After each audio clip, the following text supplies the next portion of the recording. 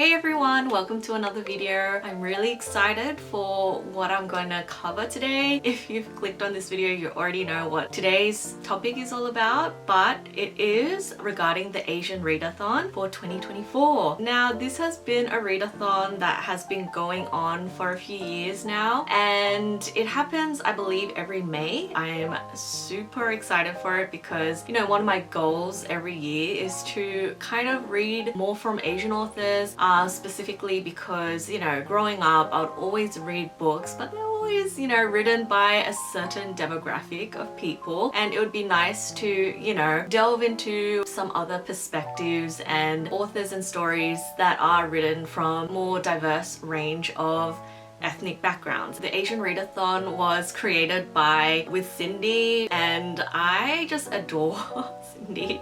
I've been watching her videos for, you know, many years now, and I just find her hilarious. And so when she first created this read-a-thon, I just was on board. I was definitely on board from the beginning because, you know, I've always wanted to read a diverse range of Asian authors because, you know, typically when I grew up reading, they were always from a particular demographic, and it wasn't very diverse, I would say. I will admit that, and that's partially due to, I guess, you know, marketing and publishing. Also, you know, I wasn't exposed to it as much, so I thought that this read-a-thon was such a good idea in order for me to choose a, you know, variety of different authors or stories or characters that had a diverse range of ethnicities. And so I thought that this was an amazing read-a-thon for me to read more diversely. But as you know, I'm not the fastest reader, and I feel like even putting 4 books for the month of May is quite a challenge for me in itself. But I did choose 4 books for this read-a-thon this year. I don't know if I'll get to all 4 books, but you know, it's something that I wanted to challenge myself with. So there you have it. I am very excited to be reading again and really kind of channeling my focus on like Asian authors, which is something that every year I try to do. This is very exciting for me because it's been a couple of years since I participated in a read-a-thon.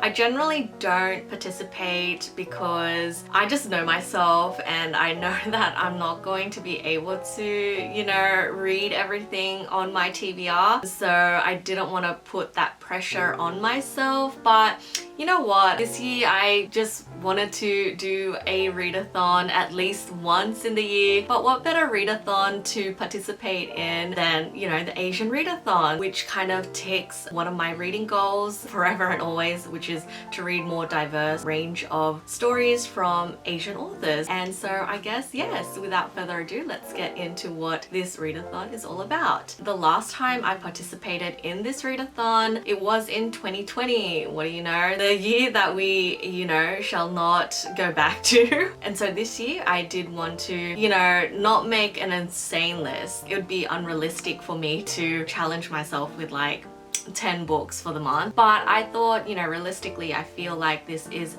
a bit achievable. I probably will continue reading it on to June, but regardless I will try and finish all 4 books within the month of May. We'll see.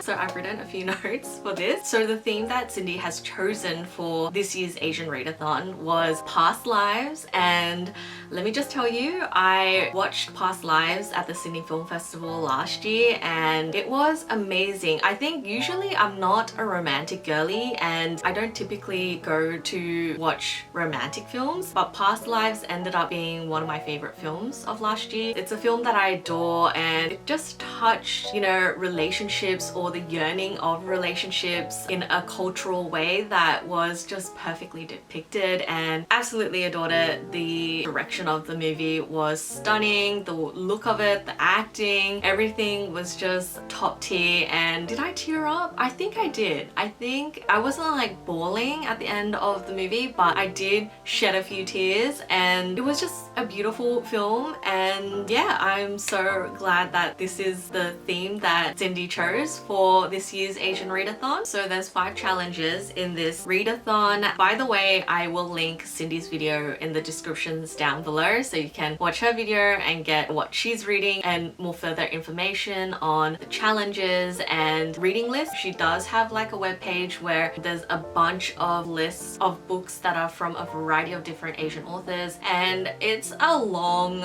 ass list, and I kind of briefly went through some of them and decided to choose books that I already own. So I will go through briefly the challenges for this readathon. The first challenge being read a book written by an Asian author, and as Cindy says, this is kind of a miscellaneous challenge where you can read whatever book you want as long as the author is of Asian descent. So this one's an easy pick for me. I decided to choose Yellowface by R.F. Kuang. This is a book that, you know, I've been meaning to read for a long time because it was majorly hyped last year, and if you don't know already, I'm a huge fan of R.F. Kuang. I loved the Poppy War series, and you know, generally I think that R.F. Kuang is just a gentle, humble, and just an adorable personality, but on top of that, she's incredibly creative and talented as an author and a writer, and so I'm always eagerly anticipating any releases by her. I will say that Yellowface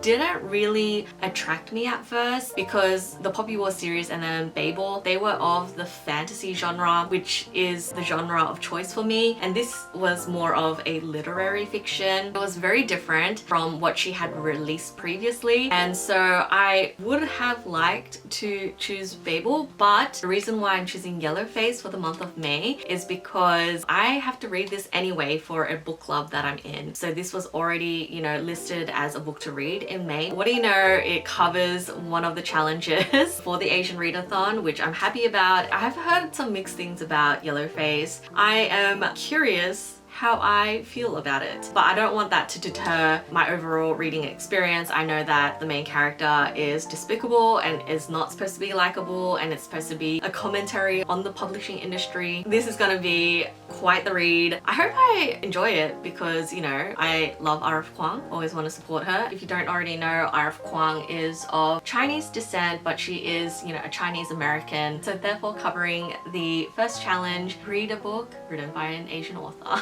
So what I'm really excited about for Yellowface is that it kind of explores like cultural identity, and like I mentioned already, like the publishing industry. It's a story that's supposed to, you know, explore and grapple themes of diversity, racism, and cultural appropriation, because in this book, basically it starts with two authors, Athena Liu, her author friend, and June herself. They're both up and coming authors. However, Athena is critically well loved. Her books do extremely well, whilst June is kind of, I suppose, down in the dumps, I would say. She's not very popular. I assume she's a little bit bitter about it because, you know, her friend gets all the attention. But unfortunately, or fortunately for June, Athena gets into an accident and passes away unexpectedly. And so June decides to take her unpublished manuscript, edit it, and then publish it under her racially ambiguous pen name. And I guess after that, chaos ensues, even though initially her book is a success. But her biggest secret is that it's a stolen manuscript and it's not actually her work. And I guess she'll go through any lengths to protect that secret. It just sounds very intense,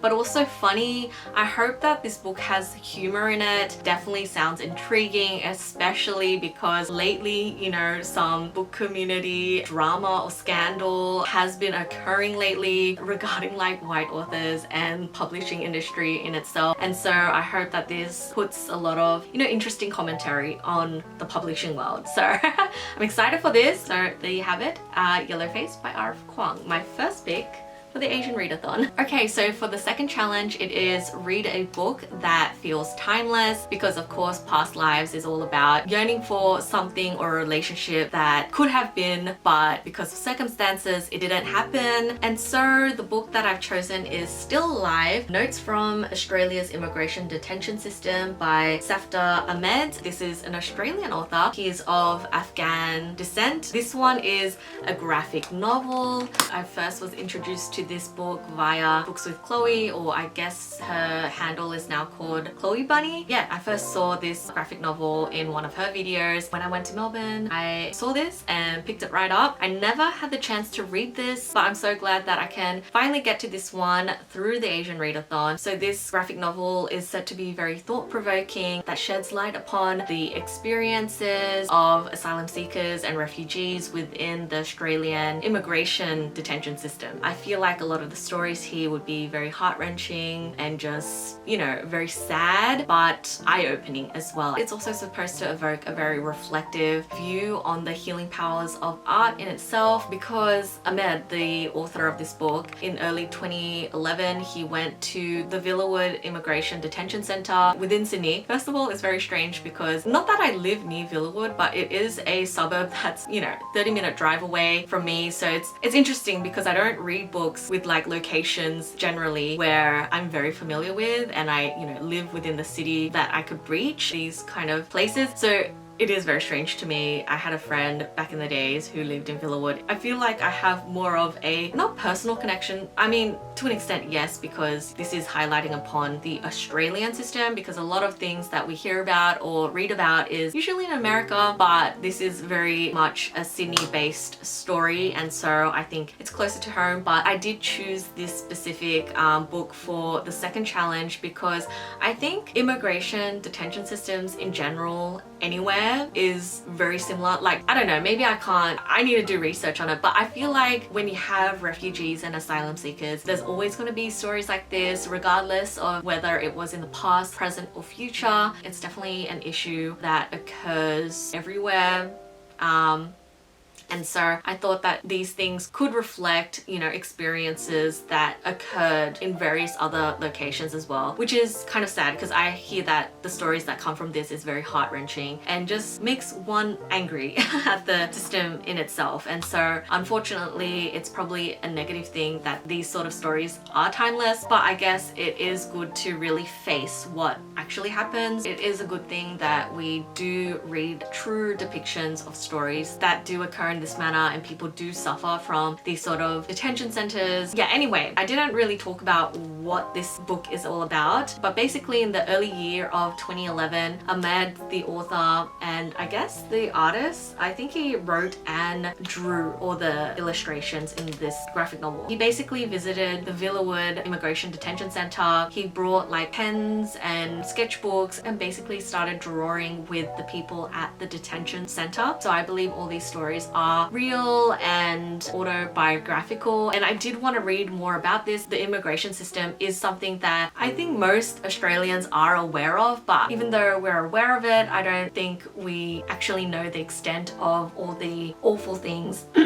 sorry, I'm losing my voice, all the awful things that happen within the immigration system. And so I have hope that this is going to be a powerful read for me, and one that kind of exposes me to this new world of how government policies and procedures really do wrong for a lot of people. And so I don't know how I'm going to make it right, but it is something that at least I would be more aware of, and maybe potentially do something in the future that can inspire me to do more for my community. If anything, it just brings awareness as well. Overall, I'm very excited to finally get around to reading this. I hope I really like this book, but I do know that this book specifically will have a special and more personal spot in my heart. Yeah, it should be something that I need to read about and do more research on. Also, because I didn't really know much about the Australian detention system, even though like I'm aware of it, but I don't know the specific details, so I had to do a quick Google search on it. Basically, Australia's mandatory immigration detention framework ensures that Australian border force officers must detain unlawful non-citizens. This includes people who arrive without a valid visa. I'm curious to know if some of these people are like asylum seekers, and you know, they could be coming from like a war-torn country or whatnot.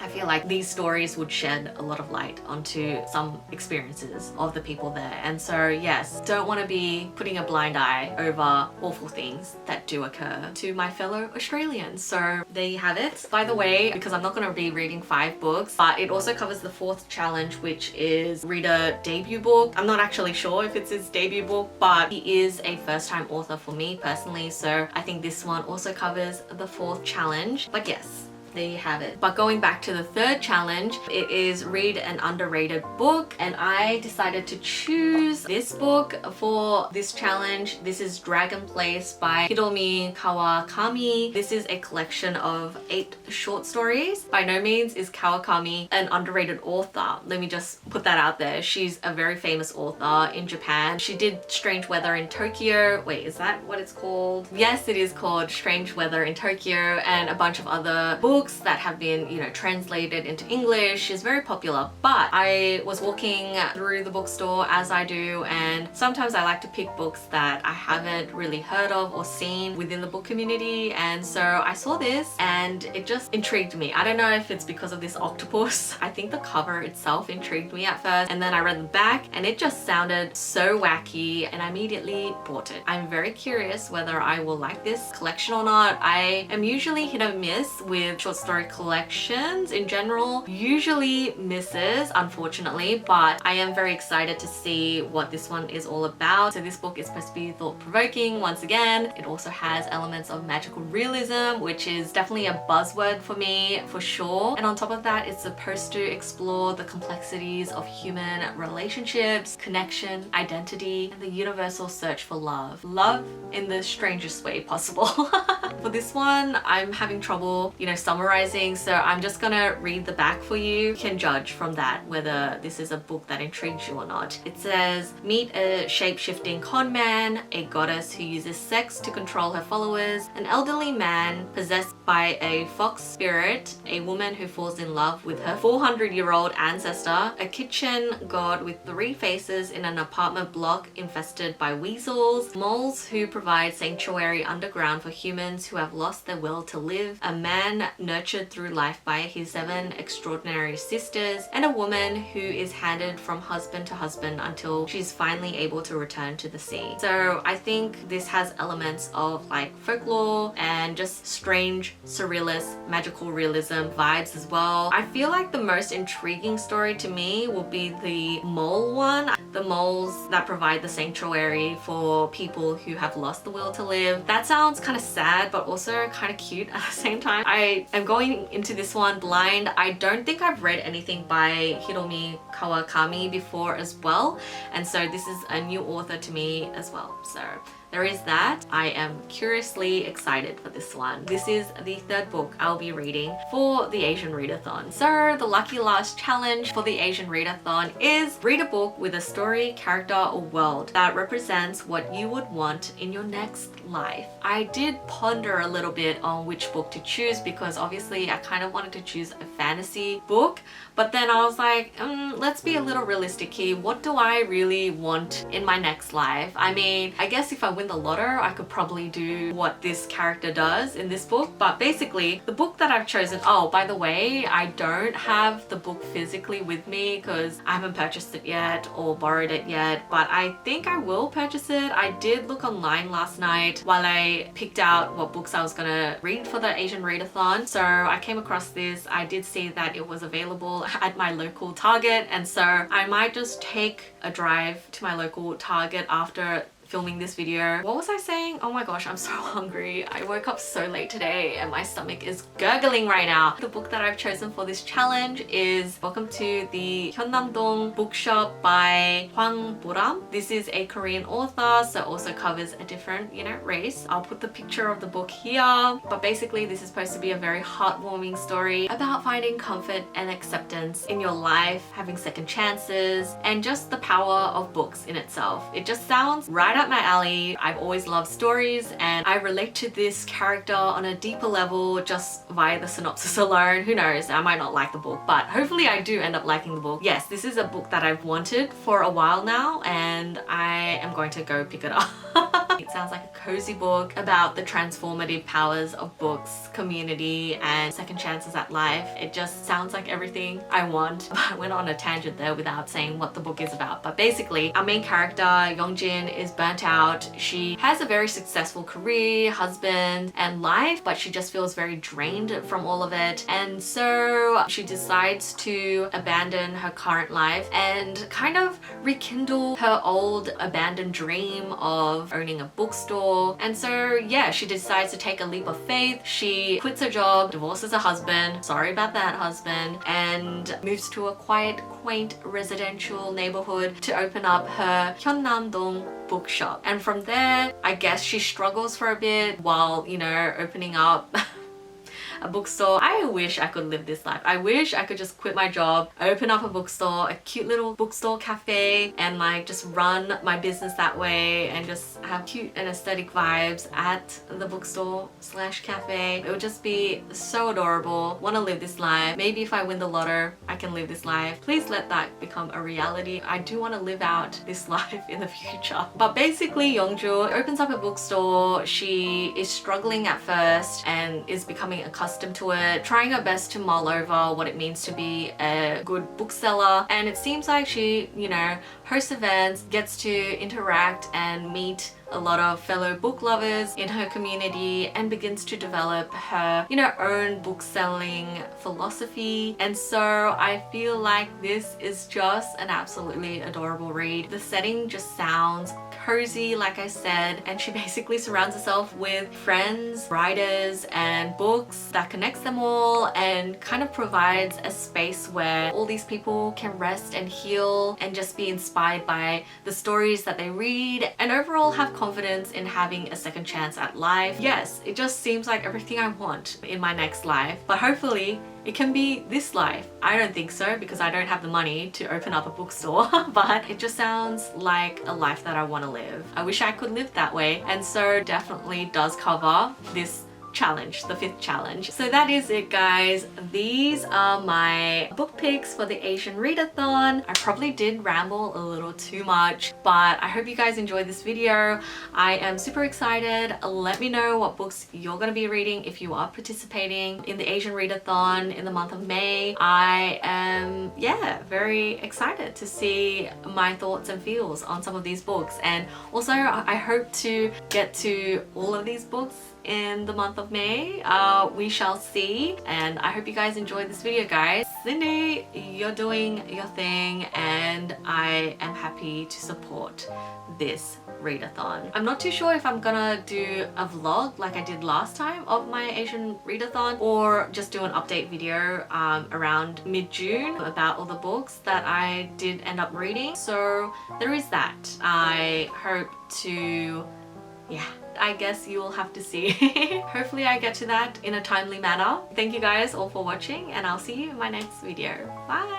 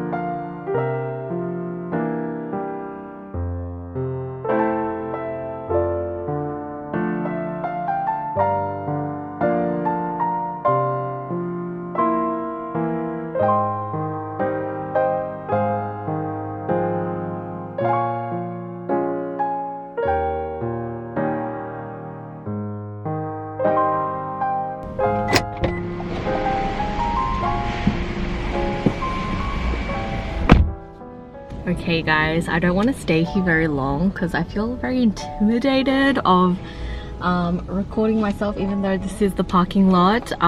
Yes, but the book buying was a success. I was able to hunt down Hyunnam-dong bookshop. So I have purchased the book. It is ready to read for the Asian Read-A-Thon. I actually haven't eaten all day. I would assume that I would be hungry, but I'm not. But I did get myself some pesto, pasta, and a bit of salad on the side. And then of course I went to Gongcha to get my boba. I did get the wintermelon milk foam and I thought, well, I usually get the hot version, but the cold version, well, the Gongcha I went to said that they can't do hot drinks today, and so I ended up getting the iced version instead. Didn't realize how sweet it was. I don't know, but I think I'm gonna go home and dilute it. But yes, I'm so happy that I was able to hunt down this book, because initially when I went to my local Target, there wasn't a very big range of books there. Let me just tell you straight up, it was not that extensive, the book collection at Target. And I did lose faith there for a second, because I looked down the aisle and looked at almost every single book and I couldn't find the book. And I was at that point thinking, Google, you lied to me. You said that this Target had this book in stock, but I looked into it a bit more thoroughly, and so yes, that is when I found the book. And so yes, I purchased it, and now I'm gonna head home so I can eat my pasta. So yes, see you soon.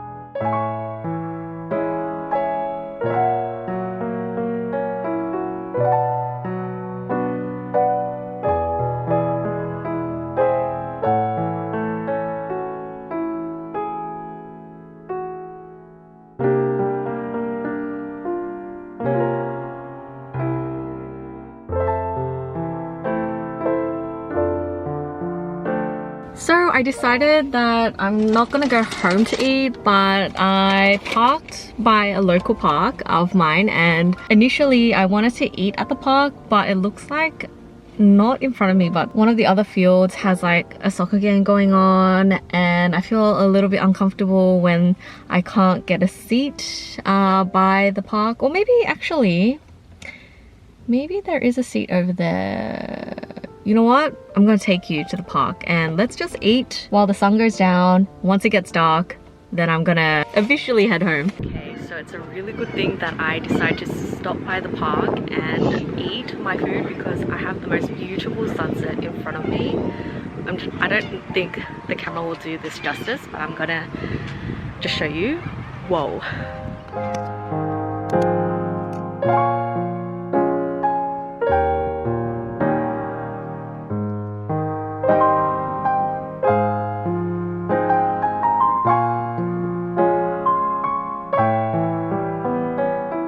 Here I thought I was gonna have a cute little moment to eat by myself, but the camera is not. This is my lunch at like 4 p.m. But like I said, wasn't that the most stunning sunset? I feel like it doesn't do, sorry, there's a soccer game going on at the back, so it's gonna be a bit noisy, but I feel like the visuals in front of me just don't do it justice on the camera. Like the sunset is like orange, reddish orange, corally color, vibrant, and then the clouds, I'm sure they're like rain clouds. It's probably gonna rain tonight, or maybe not, maybe it's just passing clouds, but they're huge. They look like mountains, and it's just beautiful. And I just randomly decided to stop by and just eat outside today, but I'm so glad I did, instead of going straight home, because I would have missed this beautiful sunset. Anyway, I'm gonna eat.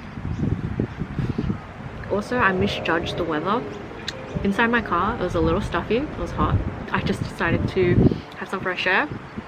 Didn't realize, I forgot that it's autumn now and the weather's getting colder by the day, and I'm a little bit freezing right now, so maybe I might eat for a little bit, but I'm probably gonna head home soon to eat the rest of my food, because I might get sick.